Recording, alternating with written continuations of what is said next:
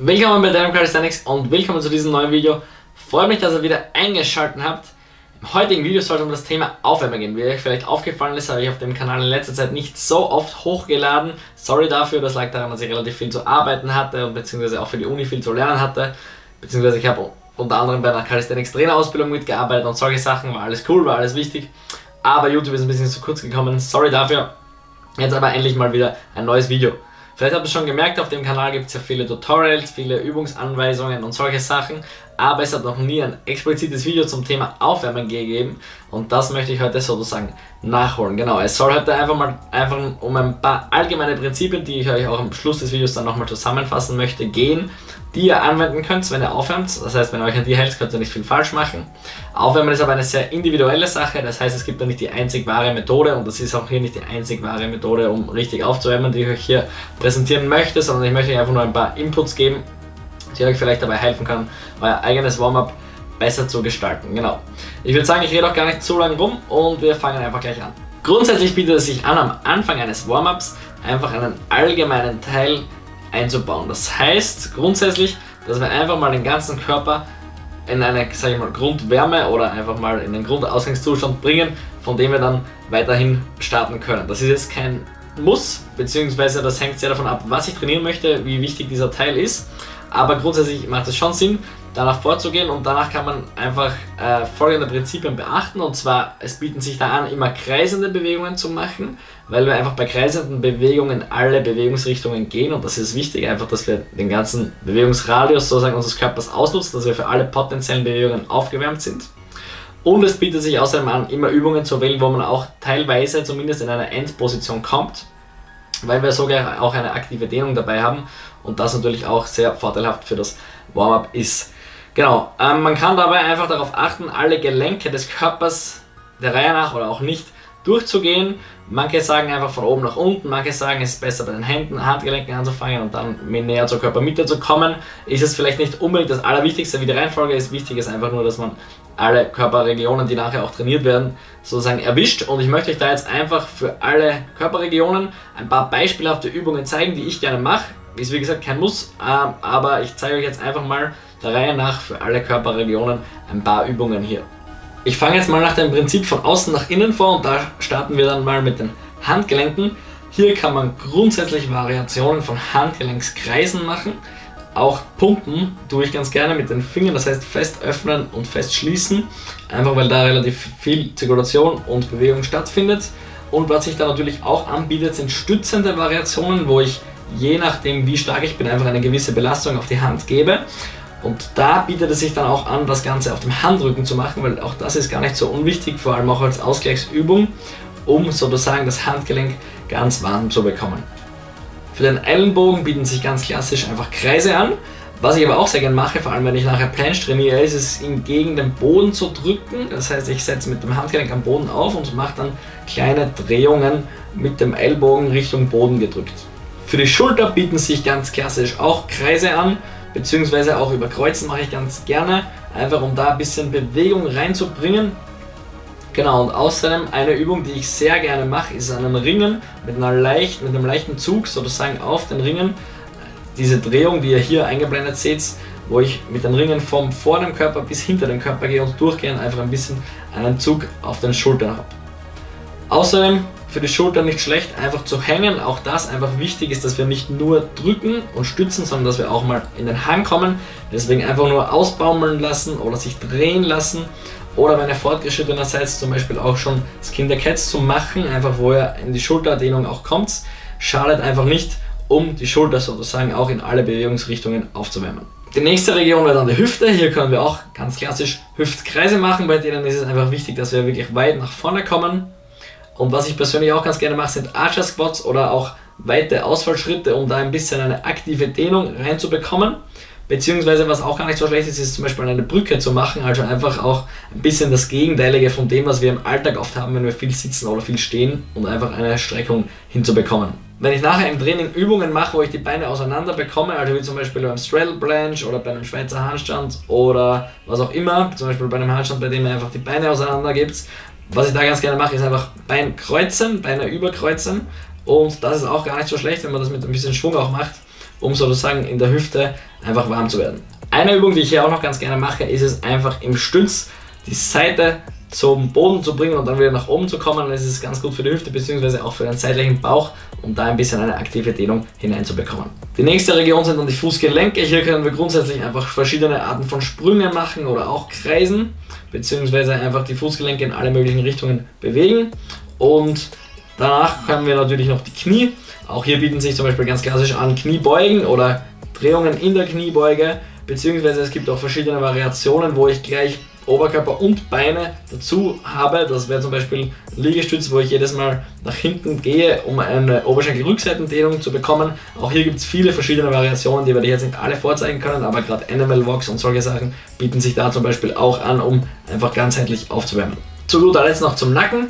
Auch hier ganz klassisch bietet sich an, Nacken zu kreisen. Ein kleiner Tipp von mir, das Kinn dabei wirklich aktiv nach oben drücken. Auch hier herrscht oft eine Verkürzung, gerade wenn wir viel sitzen oder viel stehen im Alltag, einfach um da dagegen zu arbeiten, wirklich aktiv das Kinn nach oben drücken. Grundsätzlich kommt es bei dem Ganzen natürlich auch sehr stark darauf an, was jetzt nachher trainiert ist. Wenn ihr jetzt nachher zum Beispiel nur ein Oberkörpertraining macht, braucht ihr die Beine nicht mega stark aufwärmen, aber der Vollständigkeit halber habe ich euch trotzdem jetzt versucht, hier mal alle möglichen Übungen für alle Bewegungs- bzw. für alle Muskelgruppen zu zeigen. Je nachdem wie euer Reiz im Alltag ist, beziehungsweise je nachdem was für eine Tätigkeit ihr hauptsächlich in eurem Alltag macht, ob ihr viel sitzt, das ist bei vielen Leuten der Fall, beziehungsweise viel steht, bietet es sich auch immer an, gleich ins Aufwärmen schon aktive Dehnübungen bzw. Mobilitätsübungen einzubauen, wo ihr einfach auch stark einmal das Gegenteil von dem macht, dass wenn die Schultern die ganze Zeit vorne sind, Übungen einzubauen, wo ich mehr mit den Schultern hinten bin, wenn die Hüfte die ganze Zeit so verkürzt ist, Übungen einzubauen, wo ich die Hüfte strecke. Also das hier war nur eine ganz kleine Auswahl, da gibt es natürlich noch viel mehr Übungen oder auch vor allem komplexere Übungen, die ihr machen könnt. Ich werde euch hier jetzt noch ein, zwei komplexere Übungen einbauen, wo ihr mehr als nur eine Gruppe sozusagen dabei habt, die werde ich euch kurz zeigen hier. Also da gibt es auch ein paar Möglichkeiten, nicht nur isoliert eine Muskelgruppe warm zu machen, sondern gleich mehrere Muskelgruppen aufzuwärmen.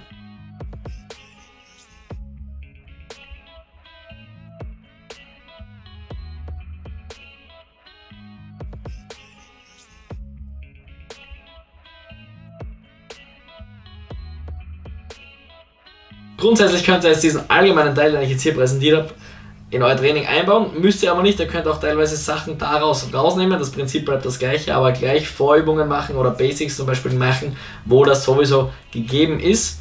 Ich persönlich mache zum Beispiel vor einem Training relativ gerne ein paar Wiederholungen Chin-Ups und ein paar Wiederholungen tiefe Dips, da habe ich auch gleich ein bisschen Bewegung für die ganzen Muskelgruppen darin und grundsätzlich ist es auch sinnvoll, einfach ein paar leichte Übungen zu machen und ich gehe da einfach nach der Regel vor, dass ich nicht mehr als ein Viertel oder ein Drittel der maximalen Wiederholungsanzahl, die ich schaffen würde, sozusagen mache, damit ich mich nicht zu sehr auspower. Also das ist auch wichtig, dass man sich beim Aufwärmen nicht gleich Vollgas auspowert. Grundübungen an den Ringen eignen sich übrigens auch sehr gut, um noch besser anzuwerden. Und falls ihr welche habt, könnt ihr auch das in euer Training einbauen.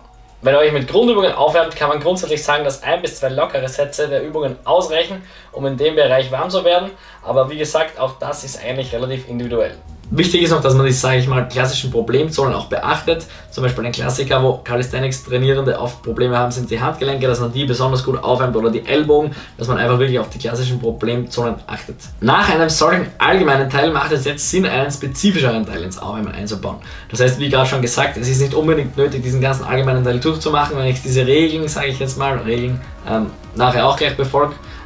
Und da macht es sehr Sinn, sich zu überlegen, welche Bewegungen werden jetzt nachher trainiert, vor allem welche Bewegungen werden mit einer hohen Belastung am Anfang im Training trainiert und dann sich Bewegungen rauszusuchen, die diese Bewegung simulieren oder sage ich mal nachahmen oder die der relativ nahe kommen, die aber leichter sind, ein Stück leichter sind. Das heißt, ich gebe euch jetzt hier einige Beispiele, wie ihr das machen könntet. Bei einem Klimmzug wäre zum Beispiel eine leichtere Vorübung, einfach zuerst mal ein paar Wiederholungen Rudern zu machen. Bei einem Dip wäre eine leichtere Vorübung, zuerst ein paar Bankdips zu machen. Bei einem Planche wäre es eine leichtere Vorübung, zum Beispiel einen Planche Lean zu machen oder auch gleich zu kreisen im Planche Lean. Auch das ist gar nicht schlecht, einfach um auch ein höheres Bewegungsausmaß drinnen zu haben. Und für einen Backlever jetzt zum Beispiel wäre ein Skin the Cat eine leichtere Vorübung, die die Schulterposition dabei dann simuliert. Das heißt, ihr könnt euch ganz einfach überlegen, welche Bewegung ist nachher der Fall, beziehungsweise in welcher Bewegung habe ich nachher eine hohe Belastung. Dann sucht ihr euch eine ähnliche Übung raus, die leichter ist und macht die zuerst. Wie gesagt, nicht komplett ausbauen, aber diesen spezifischen Teil oder dieser spezifische Teil ist sehr wichtig, gerade wenn ihr hohe Belastungen in eurem Training habt, dass ihr nicht nur allgemein warm seid, sondern dass ihr euren Körper wirklich spezifisch auf die Belastung, die nachher kommt, vorbereitet. Also das waren jetzt hier nur einige Beispiele. Natürlich, ihr könnt euch dann selber überlegen bzw. selber denken, was dann bei den Bewegungen bzw. bei den Übungen, die ihr in eurem Training habt, eine Vorübung wäre, die ihr da zum Beispiel machen könntet. Also das ist sehr wichtig, wichtiger fast als der allgemeine Teil, sich zu überlegen, was habe ich nachher für eine Belastung und die sozusagen in leichtere Variation bzw. vielleicht auch mit ein bisschen höherem Bewegungsausmaß zu simulieren. Ja, grundsätzlich war es auch schon mit den Sachen, die ich euch zeigen wollte. Wie ihr seht, nicht so mega kompliziert, meistens sind es aber die einfachen Sachen, die am besten funktionieren. Was gibt es noch zu sagen? Was ich schon am Anfang erwähnt habe, ist, dass Aufwärmen sehr, sehr individuell ist. Das heißt, ich muss erstens mal, abgesehen von meinem psychischen Zustand, der hat einen sehr großen Einfluss auf das Aufwärmen, wie viel Warm-up ich brauche. Wenn ich sehr müde bin und überhaupt nicht, sage ich mal, gehypt bin aufs Training, muss ich mich meistens länger aufwärmen, als wenn ich schon voll Lust habe, die ganze Zeit ans Training denke. Ich habe schon so eine Grundwärme in meinem Körper, das Nervensystem hatte ich schon auf das Training eingestellt. Also die Psyche spielt eine sehr große Rolle. Und natürlich auch euer regenerativer Zustand, ob ihr gut regeneriert seid oder nicht, spielt eine große Rolle. Beziehungsweise auch einfach Verspannungen oder Verletzungen haben einen sehr großen Einfluss darauf, wie viel ihr euch jetzt für welche Körperregion aufwärmen müsst. Das heißt, jemand, der Schulterprobleme hat, wird sich viel länger für seine Schulter und viel spezifischer aufwärmen müssen für seine Schulter, als jemand, der da überhaupt keine Probleme hat. Das gleiche gilt für alle anderen Regionen. Das heißt, wenn ihr auf euren Körper hört beim Aufwärmen, seid ihr meistens, sage ich mal, auf der sicheren Seite. Das heißt, ihr merkt meistens bin ich eigentlich jetzt bereit, diese Belastung zu machen oder nicht. Manchmal ist man sofort bereit, zum Beispiel ich kann einen Frontlever meistens ohne Warm-up machen, habe kein Problem damit. Ein Planche ist bei mir schon wieder eine andere Sache. Aber das ist einfach sehr, sehr individuell und deswegen ist es wichtig, dass ihr auf euren Körper hört.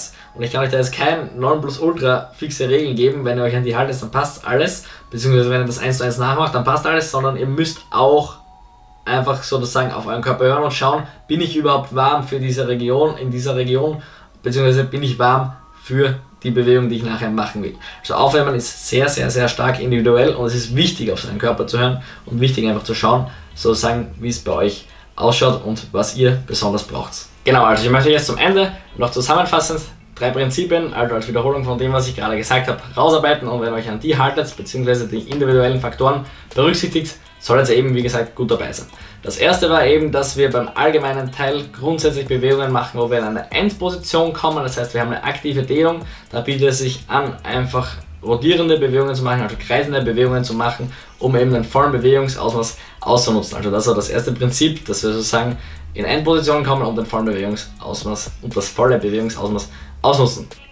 Das zweite war, dass wir dabei eben beachten, erstens mal, was ist der Reiz des Alltags, das heißt, dass wir da ein bisschen auch dagegen arbeiten und dass wir eben genau deshalb auch nicht nur stützen, weil wir sind den ganzen Tag entweder im Sitzen oder im Stehen, sondern dass wir auch mal hängen und dass wir einfach auch gegen Bewegungen zu dem machen, was wir im Alltag oft machen. Genau, das dritte Prinzip war noch, dass wir einfach spezifisch arbeiten, das heißt, dass wir uns überlegen, was ist nachher für eine Bewegung der Fall, beziehungsweise wie kann ich diese Bewegung einfach abstufen, um mich spezifisch darauf vorbereiten. Also das waren diese 3 Prinzipien und wie gesagt, euer individuelles Level müsst ihr natürlich dabei berücksichtigen, was für den einen eine Aufwärmübung ist, ist für den anderen eine Maximalkraftübung vielleicht, das hängt sehr stark von eurem Level ab, aber wenn ihr euch daran haltet, solltet ihr grundsätzlich gut dabei sein.